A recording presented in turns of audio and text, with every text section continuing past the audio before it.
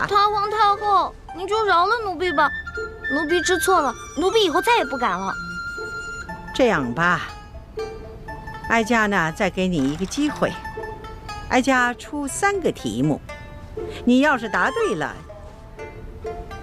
就免去这50手板。考试啊？奴婢最怕考试了，能不能不考试啊？你这个小丫头啊，又怕死，又怕挨打，又怕考试，那怎么着？那是挨杀头呢，还是挨打呢？还是应考试呢？那还是应考吧。不过太皇太后，您出的问题会不会根本就没有答案啊？哎呀，哀家怎么用这种方式来对付你这个小丫头啊？哀家出的题目是有答案的。是，太皇太后息怒，是奴婢小心眼儿了。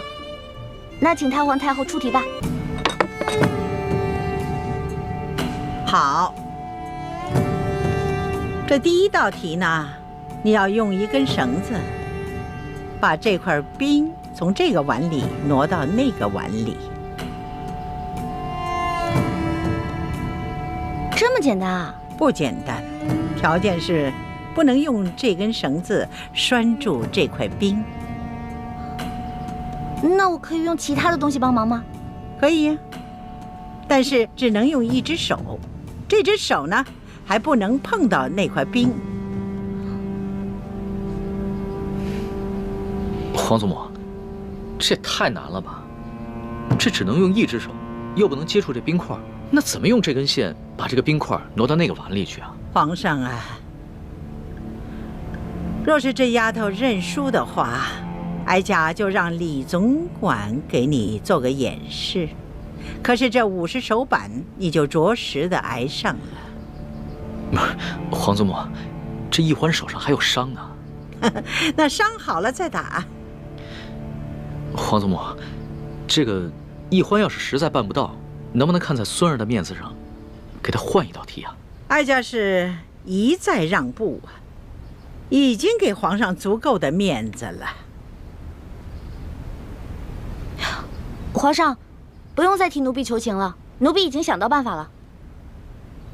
真的？你确定啊？请太皇太后跟皇上给奴婢一点时间，奴婢要去拿一样东西。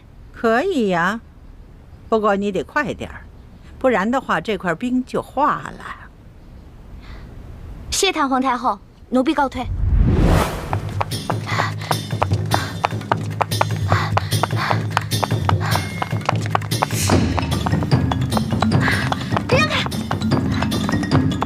哎，谁家野孩子呀？没点规矩！让开！哎，这孩子。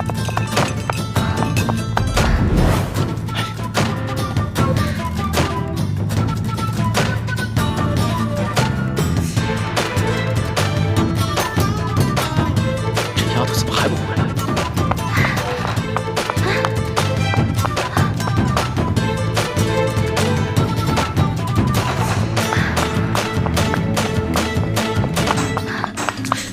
这冰都快化了，你想出来办法没有？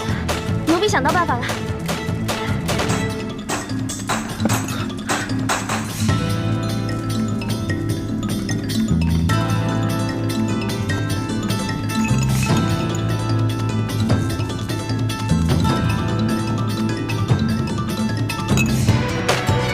好了，稍等片刻就可以了。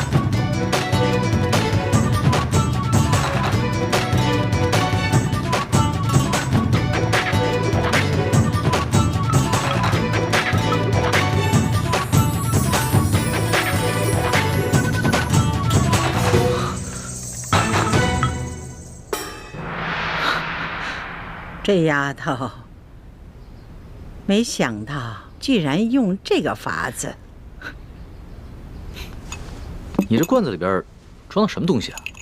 这是奴婢抓紧一切时间从御膳房拿了一罐盐。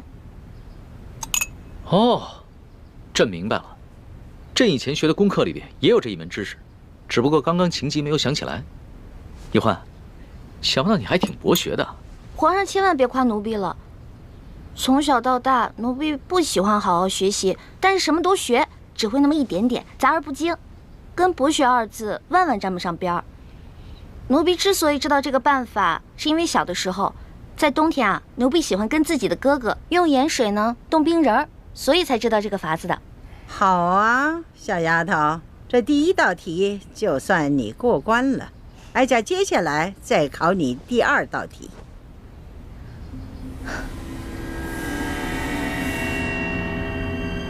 你数数，横着数多少，竖着数多少，一共多少个铜板？数数。回探皇太后，横着数有4个，竖着数有5个，一共是8个铜板。好，你就从这8个铜板里头拿出1个铜板来，把这2列铜板变成都是5个。啊？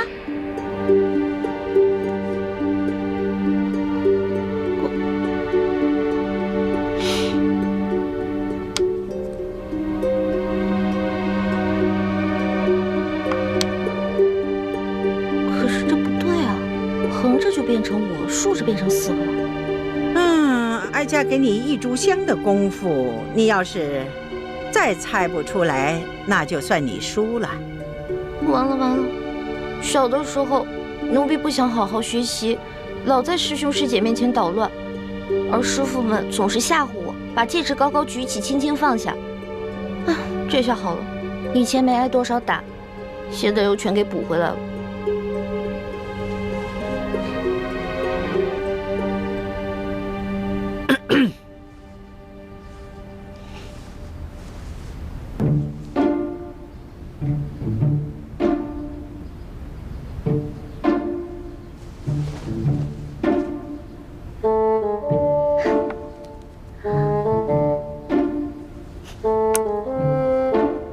太皇太后，您只说了只能移动1个铜板，但您却没有说不能重叠。您看奴婢做的对不对啊？哎呀，小丫头啊，这是你自己想出来的，还是有人帮衬你作弊呀？太皇太后恕罪，其实是皇上先想出来的，然后告诉了奴婢，奴婢才说出答案的。你这丫头，朕好心帮你，你还出卖朕。皇上，对不起，如果这道题没做出来是小事儿，但是如果因此欺瞒了太皇太后，那可是犯了大罪。皇祖母，其实呢，孙儿也就是摆了个手势，不能算是作弊。再说了，这道题啊，它本来就简单，孙儿就算不提醒易欢，易欢她自己也能想出来的。你这易欢小丫头，她若是不承认，你皇上也不承认，那哀家再怀疑也逮不着你们的把柄。罢了，就看在你这小丫头诚实的份上，这道题就算过了。谢太皇太后。太皇太后，您人真好，就像画里走出来的观世音菩萨转世似的。净说漂亮话。好了，哀家呢，接下来再给你下第3道题。不过呢，皇上，你就不能再度的帮衬作弊了。孙儿明白，这第3道题，孙儿绝对不会再帮他作弊了。你如果再作弊，当然也算输。这第3道题，小丫头，你听好了啊，什么事情别人都能做得到，偏偏你自己做不到。这个嘛，奴婢知道了，除了奴婢，其他人都能杀了奴婢，唯独奴婢自己不能杀了自己。好，这个答案好。皇祖母，这一关易欢算是过了吧？哎呀，皇上啊，不要高兴得太早了。你想想啊，一个好好的人，他为什么平白无故的去杀人呢？当然了，每个人都有能力去杀自己，只是呢，看他愿意不愿意杀自己。所以呢，这个答案不对。这道题的答案不对啊。当然了，这个答案呢，是需要有人来演示的。太皇太后，奴婢现在脑子都成浆糊了，实在是想不到答案。看来你是自愿认罚了。皇祖母，孙儿也不敢再为奕欢求情了。孙儿只是希望你能多给奕欢宽限一日的时间，让奕欢自己回去好好想想。好啊，那就看在皇上的面子上，就宽限你一天。为了不让别人给你帮衬作弊，哀家就要把你留在慈宁宫一天。待到明天这个时辰，你要是再答不上来，那就要着实挨打了。谢太皇太后。李欢这个小丫头，真够机灵的啊！轻而易举的就解了这几道题。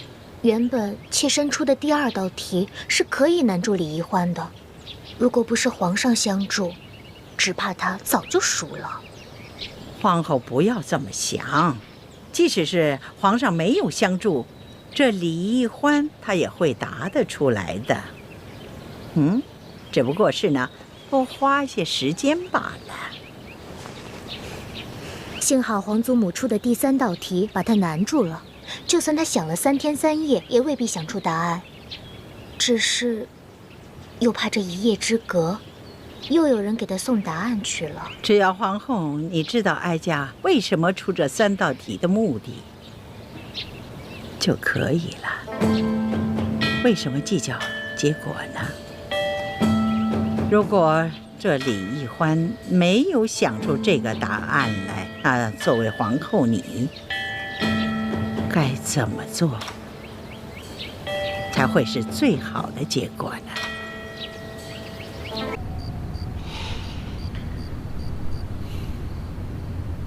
皇上怎么愁眉不展啊？是在为奕欢妹妹烦心吗？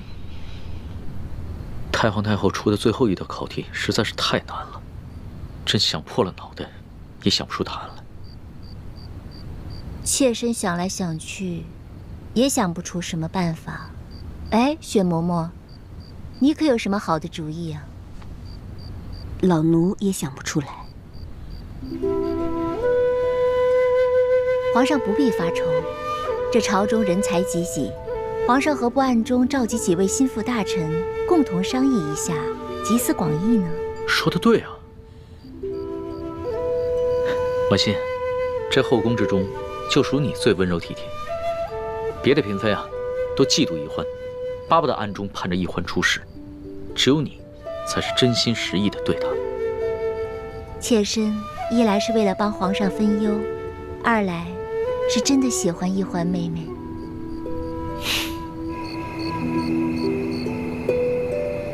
哎呀，你说咱们这皇上啊，自从亲政以来，可从来没有这么晚召见过咱们啊！你们都说说，这有什么急事儿啊？会不会是鳌拜一案又出了什么重要线索？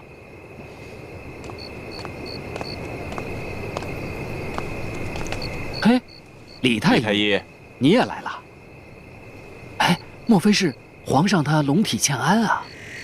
哎，嘘，这话可不敢乱说啊！小心，这叫祸从口出。明珠大人，哎，李太医，说什么？怎么回事？啊，皇上突然差人传来口谕，让卑职火速觐见，却没有说所谓何事。哦，行，进去吧。走，明珠大人请。请啊，诸位爱卿，朕深夜召诸位前来，是因为朕碰到了一件为难之事，朕思虑了许久，都没有想出答案，所以啊，想听一听诸位爱卿的高见。敢问皇上是何为难之事啊？这有什么事情啊？是只有其他人能做到，而自己却偏偏办不到的。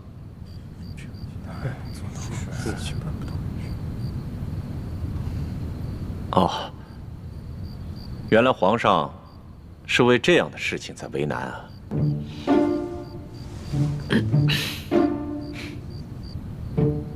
有了，比如说，别人可以杀得了我们，但是我们杀不了自己。这个答案不对，这个答案只是诡辩。我们每个人都有能力杀了自己，而不是绝对做不到。这个答案必须是别人可以示范出来给大家看，而自己却偏偏无法效仿的。皇上，不知皇上怎么突然问起这么奇怪的问题，还这么着急，想要知道答案？这其中缘由，朕不便透露。这位爱卿只要好好开动脑筋，帮朕解忧就行了。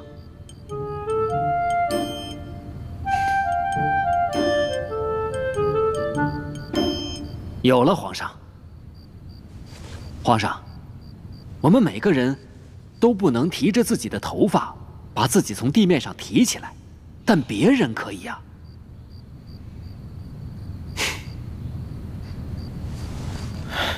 这个答案也不行。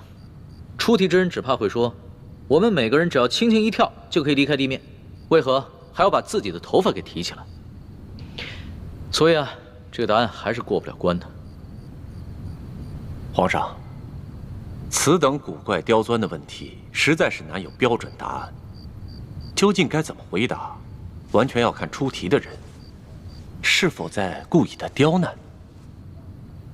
皇上，这出题的到底是何人？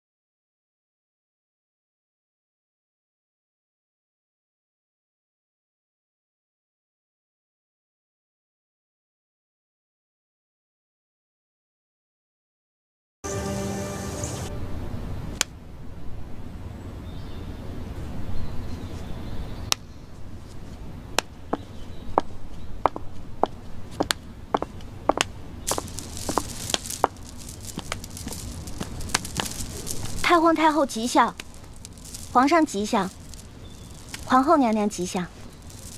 罢了，这答案有没有想出来？太皇太后，奴婢脑子实在太笨了，所以到现在答案还没有想出来。哦，那你可得要抓紧啊！这转眼就要正午了。不好意思了，龙小弟，5时一到，我就会马上逃出宫去。我们也许就再也见不到面了。太皇太后，您跟皇上在这，奴婢实在太紧张了，能不能到门口去想啊？哀家准你了。哀家倒要看看你这小丫头还能耍出什么小花样来。奴婢绝不敢耍花样，多谢太皇太后，奴婢告退。慢着，李欢，外面日头大，朕赏你一把扇子。以免你那小脑袋瓜子被晒伤了，更想不出来了。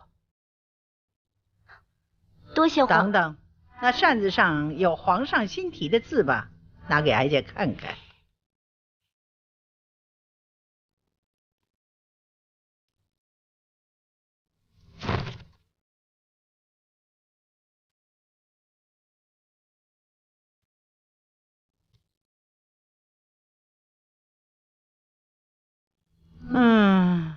以哀家看来，这皇上的字就是好啊。拿着吧。多谢皇上。叶欢，你腰上的那个琉璃坠子倒是挺别致的。朕记得你哥哥也有一块同样的吧？奴婢跟哥哥是同日所生的双胞兄妹，这个琉璃坠子呢，是爹送给我们的生日礼物。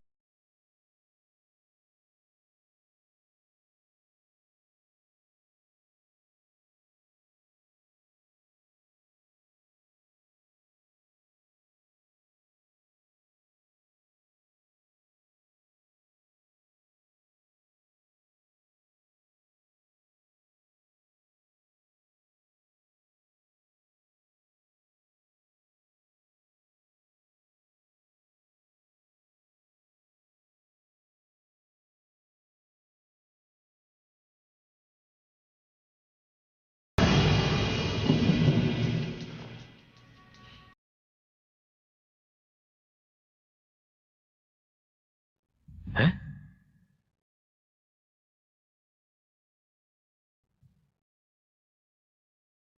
哎，还真是，这个字又显出颜色来了，而且字体还变大了。这个琉璃坠其实是一个彩色的放大镜，是微臣的爹从一个西洋商人手中购得，送给臣和臣妹的10岁生日礼物。臣兄妹各有一个，随时带在身上。到时候，皇上只要将答案用这药汁抄写在这扇面之上，传递给臣妹即可。告诉她，用这个琉璃坠，她就会明白了。李太医，朕真的很羡慕你，能和易欢有这么美好有趣的童年。不像朕，10岁的时候就父母双亡，而且还不得不提防宫中各路势力的算计。行了，那你赶紧去吧，要是耽误了时间啊，朕也救不了你。多谢皇上。慢着，外面天气太热了，本宫就赏世淑姑娘一方丝巾，擦擦汗吧。多谢皇后，奴婢告退。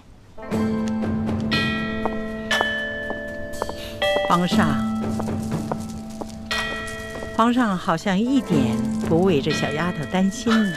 皇祖母，易欢她只是本性纯良，并不是笨，孙人相信她一定能想到答案的。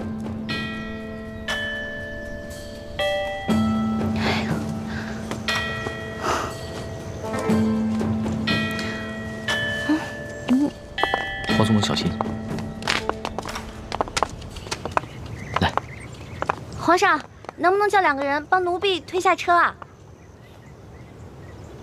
走了。这谢皇上，你们2个帮我推下车。哎，你扶我一把。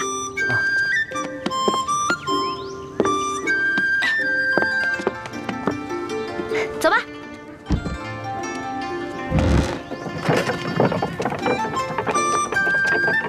好，停。来，放下。那个，你再来扶我一下。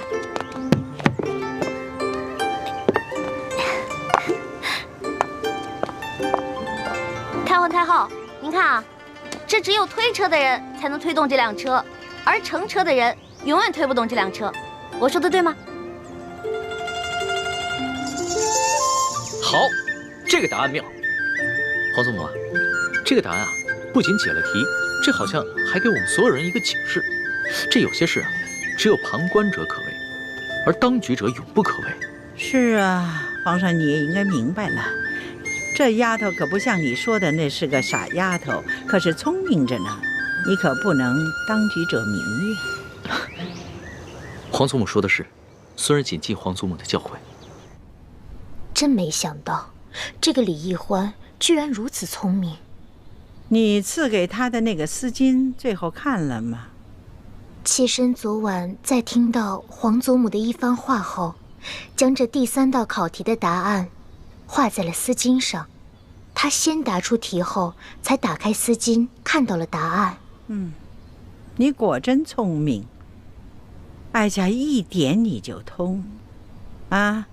你的相助啊，皇上和李易欢是心知肚明的，尤其是皇上对你的大度会暗中感激的。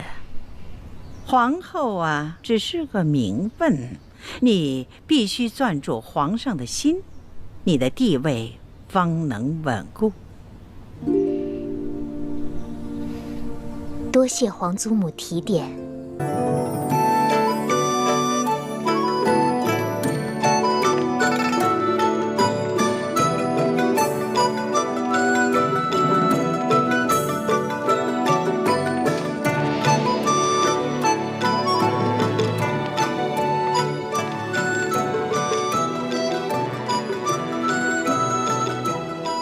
难道这是一出鸿门宴？康熙想借此机会对群臣进行大清洗。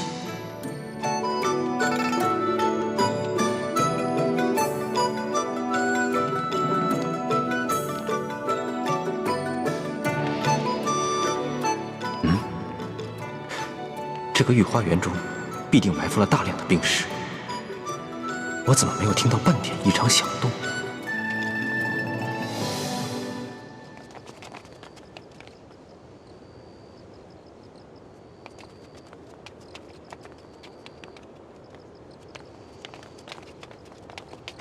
难得今夜月色如此美好，更难得朕能忙里偷闲，与诸位爱卿一同畅饮赏月。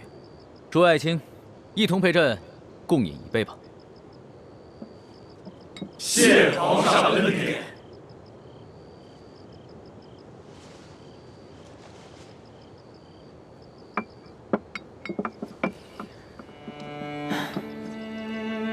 朕自8岁登基，至今已逾9载，却还是第一次如今夜这般，与诸位爱卿一同轻松享乐。回想起朕亲政前，无论大事小事，处处是鳌拜掣肘。纵然想与诸位爱卿一同饮酒赏月，君臣同乐，却不可得呀。来了，切入正题了。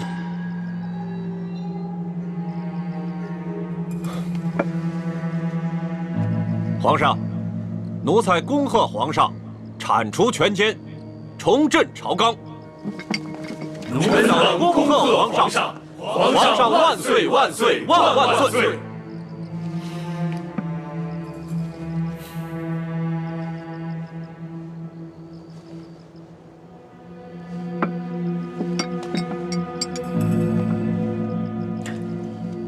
朕建议邀诸位爱卿前来御花园，除了赏月，还想请诸位爱卿看一出小戏。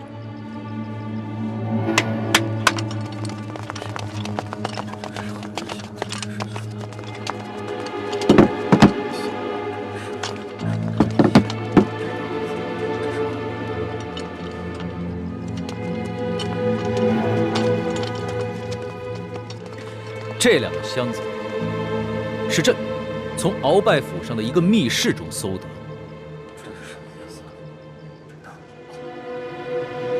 诸位爱卿猜一猜，这箱子里装的是什么？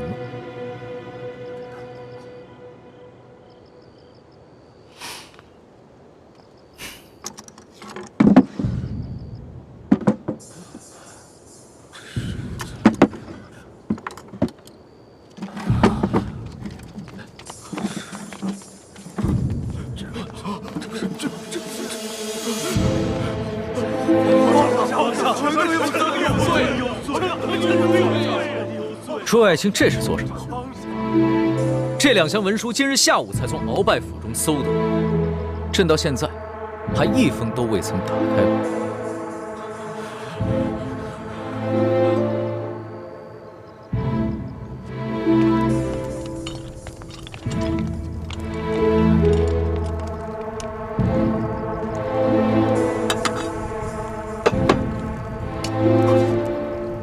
这壶里装的是桐油，他想做什么？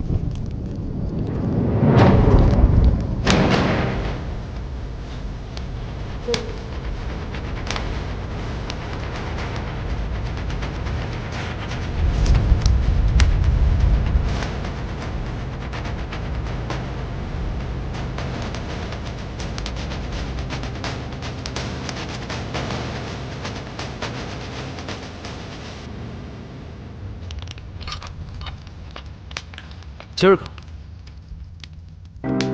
朕就跟诸位说几句交心提己的话，这些话不适合在朝堂之上说，只适合在这儿对着清风明月说。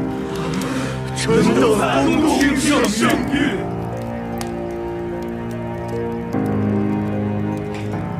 朕知道，在今夜之前，在诸位心中都一直有爱新觉罗有朕，但更有鳌拜。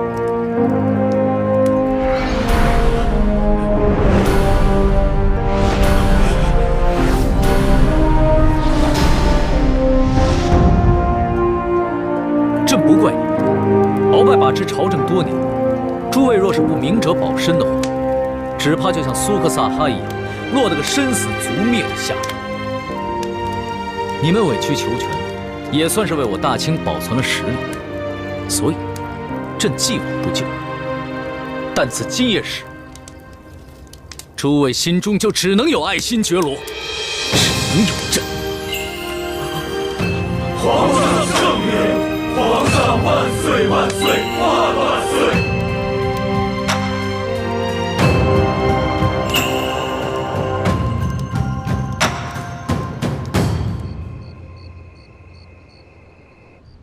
皇上，你可知道今天哀家一共召见了多少大臣们的诰命夫人吗？这，孙儿不知。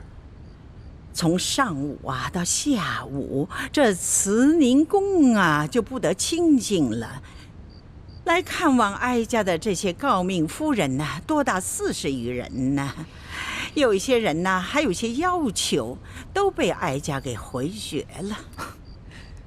皇祖母，只怕他们都只是醉翁之意不在酒，借着探望的名义，想打探一下孙儿如何处理从鳌拜府中发现2箱密信之事吧？是啊，这些个人个个都像猴精似的，明明为此事而来，但没有一个就那么开门见山的指出来，而只是旁敲侧击的打听。所以呢，哀家也就给他们装个糊涂。皇祖母要是早一点给他们吃上一颗定心丸，也不至于他们担心害怕一整天呢。哎，这些人他们心里想什么？皇上和哀家心里像明镜似的。皇上，说实话，哀家以为你最终会选择宽恕他们，但没想到你会用这种火烧密信的方式，让他们的心病一了百了，死心塌地地对皇上臣服。这就要感谢皇祖母平时的教诲了。皇上，你真是长大了，今后只要你在儿女私情上能够稳重，不乱心智，哀家就放宽心了。什么？康熙用一把火把那些密信全都给烧了？真没想到，康熙是这么可怕的一个对手。鳌拜虽然残暴，却是有勇无谋，反倒比康熙好对付。这次我们真的是失策了。朱哥哥，那我们对手这么强大，要不然咱们放弃算了？不行，对手越是强大，我们越不能屈服。我一定能想到办法打败他。这个天下只能姓朱，不能姓爱新觉罗。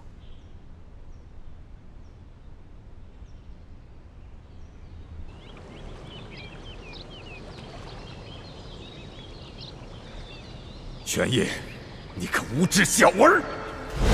老夫虽然是你的眼中钉、肉中刺，可老夫是大清的8旗子弟。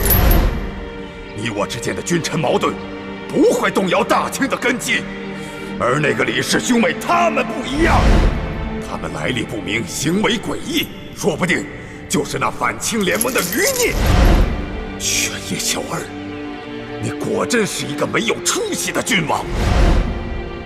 你被那李易欢的美色所迷惑，你被李氏兄妹2人玩弄于股掌之间。我们这些8旗子弟打下来的江山，终将要毁在你的手上。老夫倒要看一看，你有何脸面去见爱新觉罗家族的列祖列宗！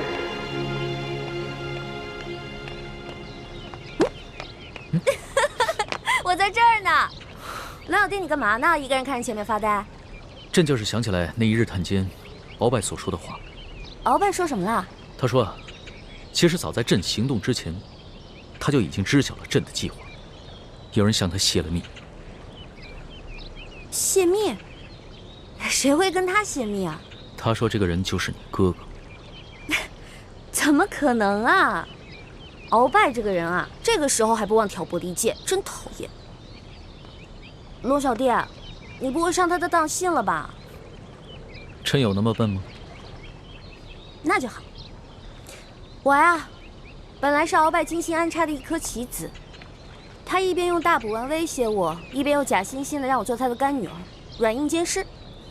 所以啊，他万万没有想到，到最后我会帮你一起对付他。他心里啊，肯定恨透我了。老大，你说的这些啊，朕都明白。不过你究竟是什么来历？我就是李欢啊，也是你的笔墨诗书小丫头啊。你知道朕问的是什么？朕想知道的是，你和你哥哥究竟是何方人士？你们的出身，还有你的那些师傅们，为什么会教给你们这么多的学识技艺？你看，你说不会上当，但是现在还是在怀疑我们，对吧？朕哪有怀疑你们呀？朕不过就是起了好奇心罢了。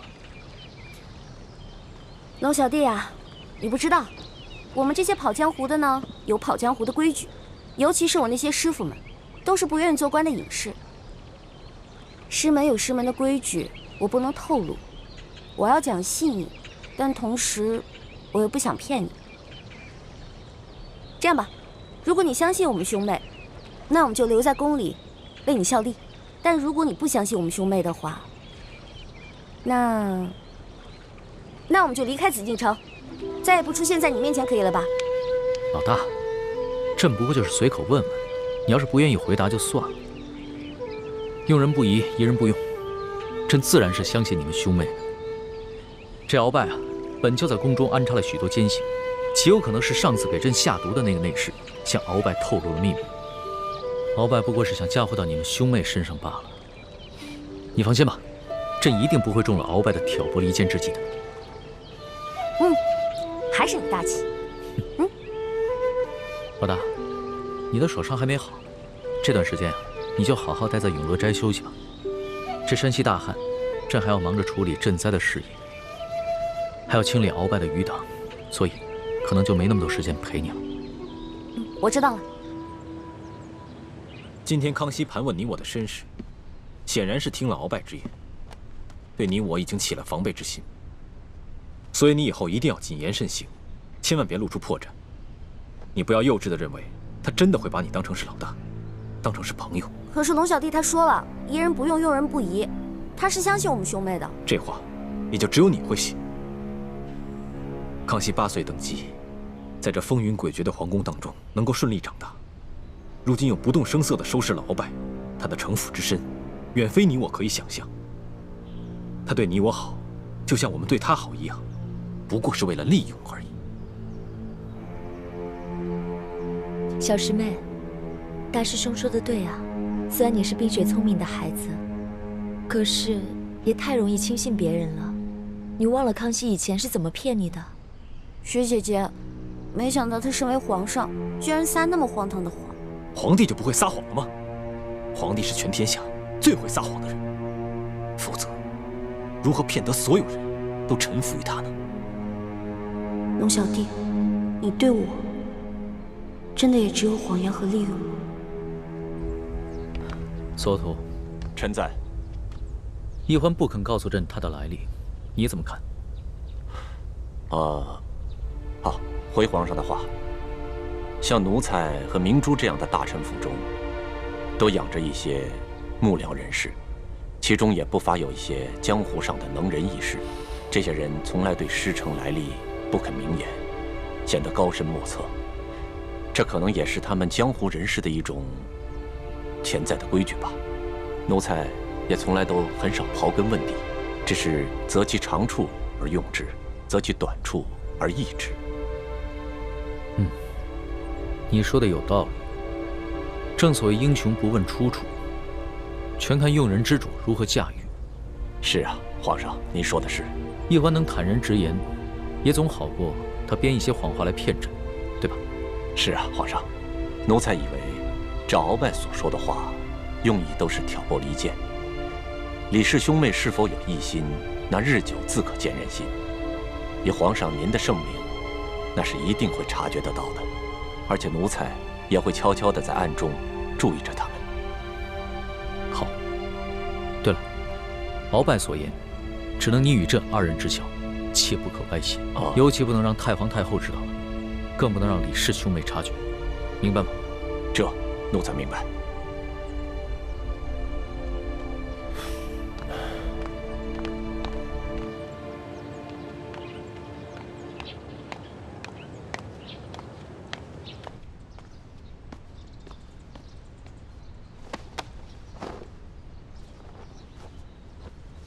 奴才索额图叩见皇后娘娘。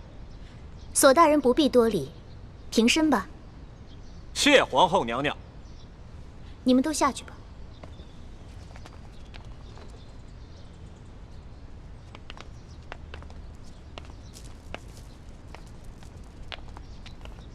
三叔。啊。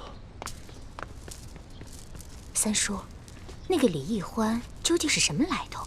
什么品质位分都没有，皇上还单独给他赐了一个笔墨侍书的职位，还给他在后宫单独赐了所宅子，不伦不类，还真是开了我大清朝的先例。皇后娘娘，您这些话就在奴才面前说说得了，可千万不要在别的人面前提起，万一传到皇上的耳朵里，皇上会不高兴的。皇上从未对任何女人另眼相看，本宫这心里总有些不踏实。皇后娘娘不要忧心，她李易欢再怎么说也只是个汉女，而且还定过亲。皇上再怎么喜欢她，也威胁不到皇后。而且皇上啊，也只是图一时的新鲜，等这股劲儿过了，说不定就丢开手了。再说了，这李易欢毕竟帮着咱们斗败了鳌拜，我们现在最主要的任务就是痛打落水狗，不给鳌拜东山再起的机会。别的什么，都等这件事情尘埃落定了之后，咱们再说吧。三叔说的有道理，本宫就暂且忍耐一下。哎呀，好热呀！自打我从明珠谷到京城，就一直没下过雨。这天热得太不正常了，连荷花都受不了了。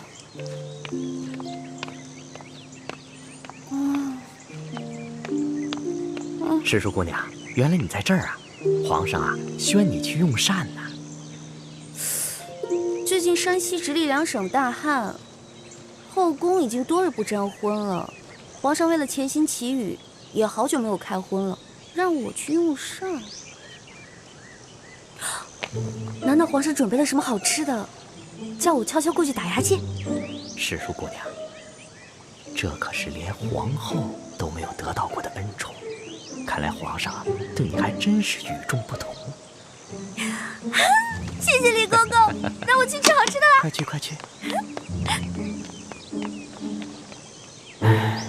小丫头，你别得意，当初中堂大人可比你还受宠，到如今还不是在天牢中等死吗？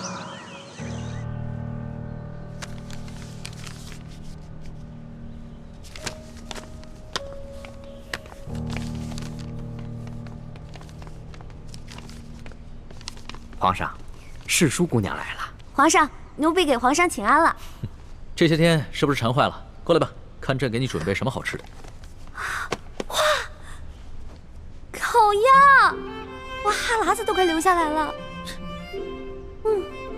刚刚看你行礼的时候还学得中规中矩的，一见到吃的就原形毕露了。切，民以食为天嘛。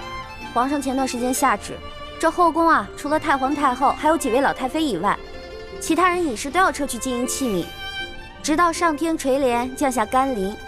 可是这是怎么回事啊？我们一个个饿得眼睛都发绿了，皇上你倒好，独占一只烤鸭备着我们吃。这不是有好吃的就叫你过来了吗？看看都有事。哎，这厨除了烤鸭以外，你吃的跟我们都一样啊？怎么，在你心中，朕就只能是一个口是心非、不能以身作则的昏君呢？你看，你看，我什么时候这么说的？我才没有那么说呢。这山西直隶等省接连大旱，饥民遍地，朕也有言在先，天子要与庶民一样，同甘共苦，所以，朕只有这些清粥小菜了。世淑姑娘，您这几日在永乐斋养伤不知道，皇上啊，其实跟大家一样，素衣素食的。太皇太后啊，实在看不下去了，就下了一道懿旨，今天给皇上加了一道菜。这不仅是太皇太后的懿旨，也是太皇太后对朕这个孙儿的一片慈爱之心。朕不忍负了他老人家之意，也不愿意违背自己祈雨的诚心。朕第一次见你的时候，你就特别爱吃烤鸭，所以就特意把你叫过来，让你替朕把这盘烤鸭吃了。皇上，你都瘦了。你的注意力终于从这烤鸭身上转移到朕身上了，能不能别取笑人家呀？那朕瘦了，你心疼吗？心疼。皇上是龙嘛，饿坏了龙体，那还得了啊？现在没有外人在，朕更喜欢听你叫朕龙小弟。龙小弟，不然咱们俩把这盘烤鸭一人一半给吃了吧？那可不行，朕是在神灵面前发过誓的，要一直戒食荤腥，直到天降甘霖。朕可不能违背誓言，欺瞒神灵啊！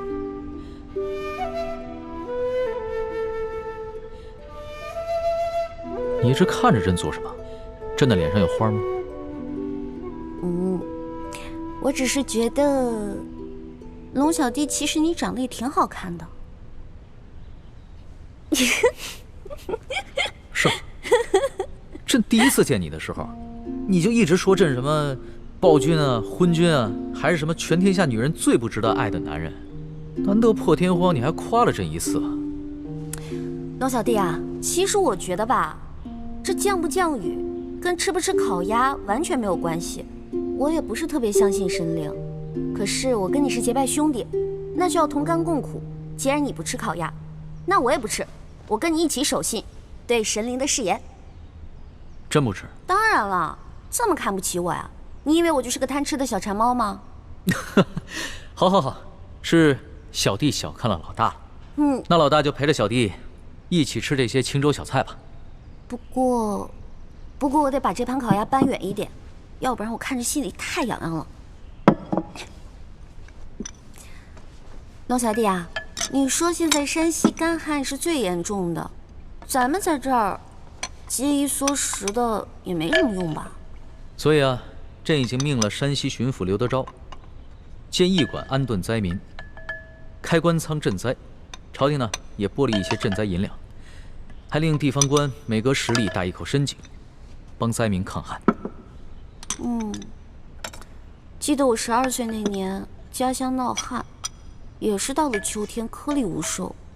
我呢就跟着乡亲们去挖野菜吃，那种挨饿的滋味我一辈子都不会忘，太难受了。你说的那次灾情啊，朕也记得，但这次的灾情比那次更为严重，所以朕除了做一些应对的赈灾措施以外，还每天晚上亲手抄佛经，祈求天降甘霖。抄写佛经？皇上，我现在手已经好的差不多了，今天晚上我陪你一起抄佛经吧。好，吃吧。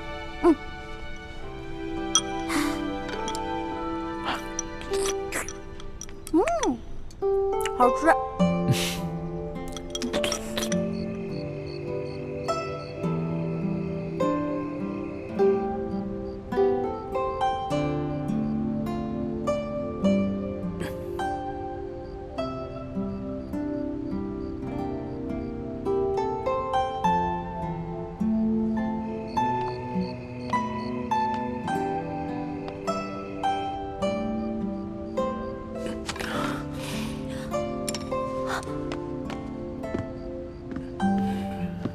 龙小弟，龙小弟，你怎么了？来人啊！来人！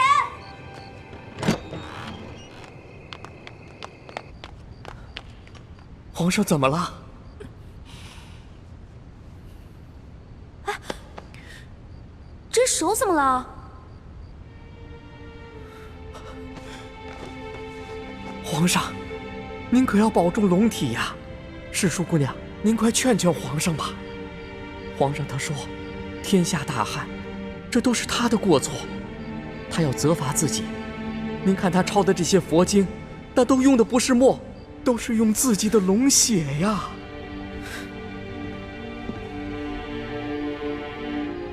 多嘴！快！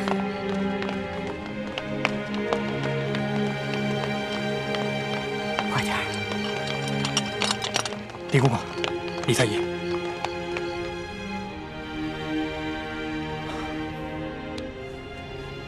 皇上这脉象不对啊。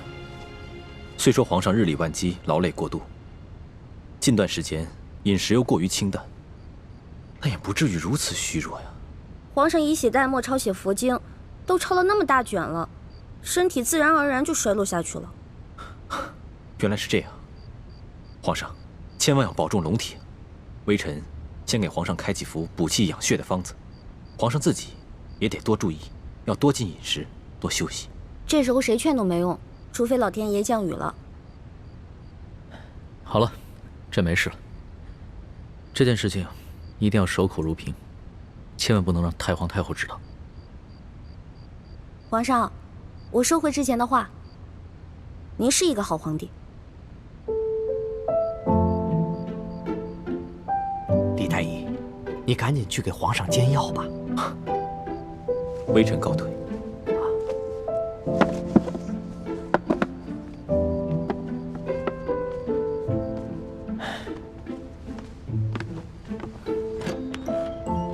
老大，你的立场怎么不坚定？不过就是刺了个血，写个经，你就说我是好皇帝了？要怎么样当一个好皇帝啊？是这个世界上最深奥的一门学问，哪有那么简单呀？虽然不懂什么为君之道，但是我知道你正在努力的当一个好皇帝，这就够了。有心无力，那也不算是好皇帝。好了，朕得接着努力，写血经了。哎呀，行了，你呀，好生在这歇着吧。我们是不是结拜兄弟？有福同享，有难同当。你不行了，我上。虽然我的血没有你的龙血那么珍贵吧，但是我的心跟你一样虔诚。好，只要心一样诚，你的血和朕的血一样珍贵。咱们俩联手书写血经，一定会感动上苍的。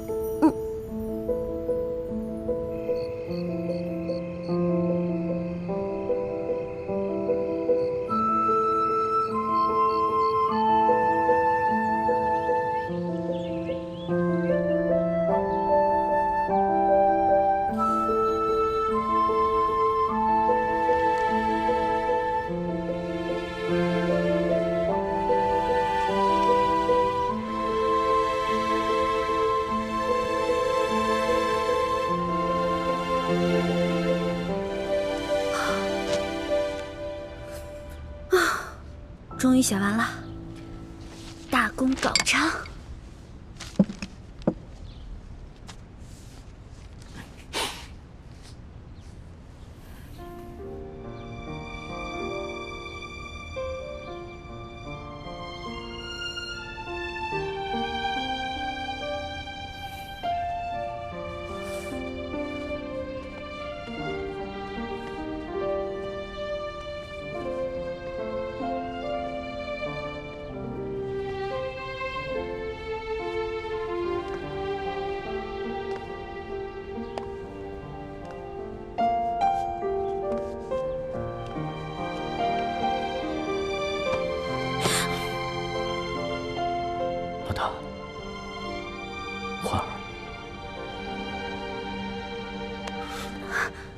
龙小弟，你看，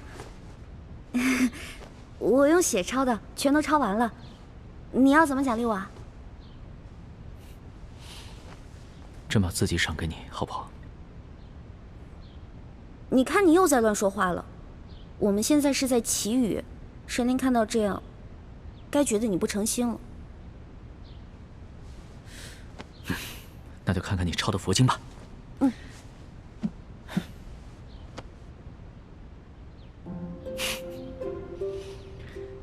老大呀，老大，我终于知道为什么那日在第一酒楼你不敢往墙上题字了。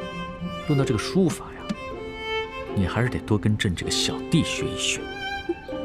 当然啦，你是皇上，你字写不好多丢人啊！我不一样啊，我的字又没有人收藏，又不用去卖钱，写不好没关系，而且神灵也不会这么挑剔的。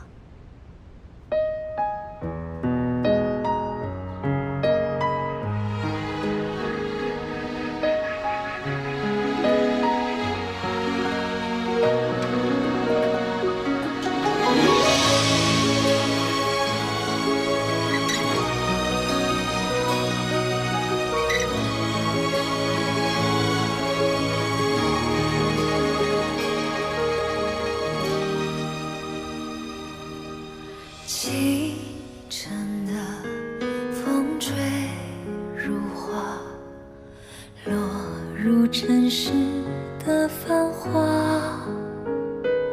爱已来，卷风沙，恨不过一生的情。皇上，皇上，大喜呀！下雨了，下雨了！走。不穿雨中的他，这一生月光花，能否带他傻的心归家？愿做他掌上的明珠，献上我纯真的祝福。明月照我心，掀起迷雾，留下不悔的情愫。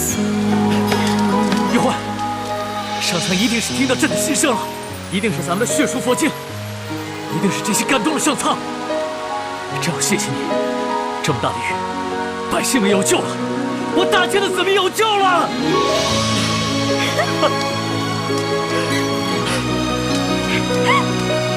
老小弟，哇，好开心！星辰如马，望不穿雨中的他。这一生月光花，能否带他傻的心归家？愿做他掌上的明珠，献上我纯真的祝福。回忆中的路开满花簇，绽放半世的光速。愿做他掌上的明珠，献上我纯真的祝福。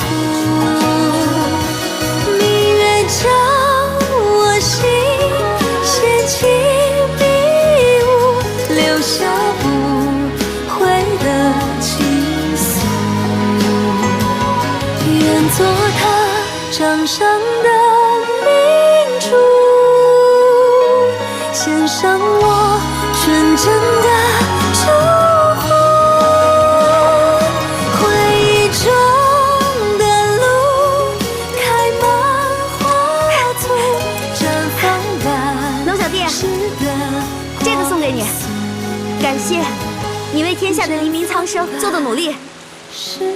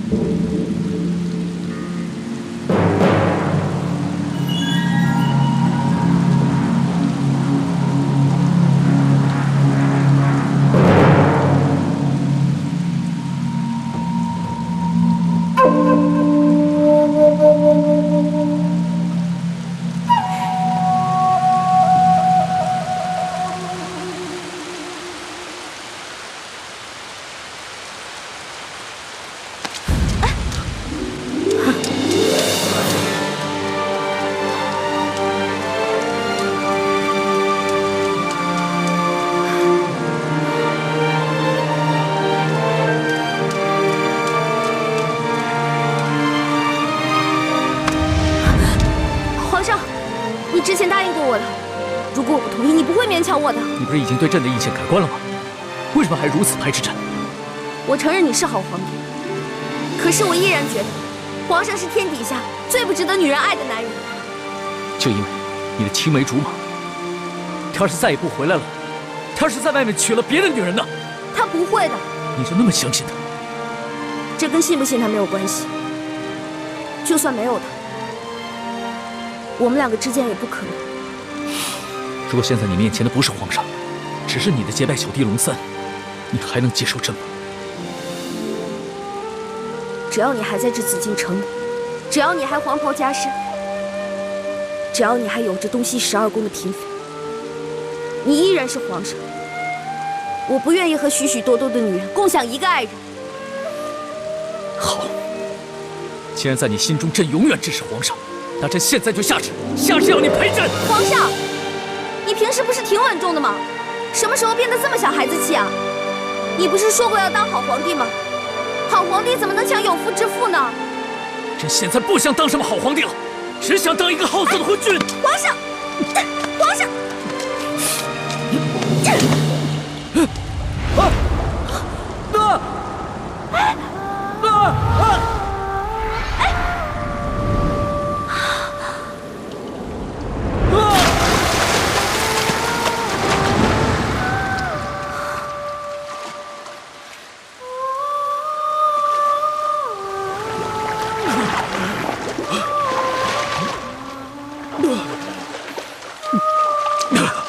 李焕，你！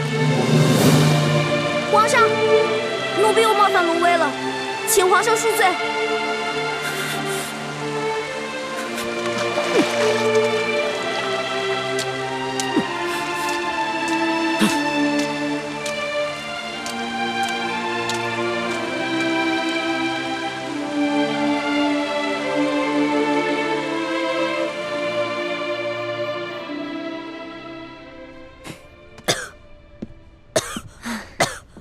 你呀，也真是的。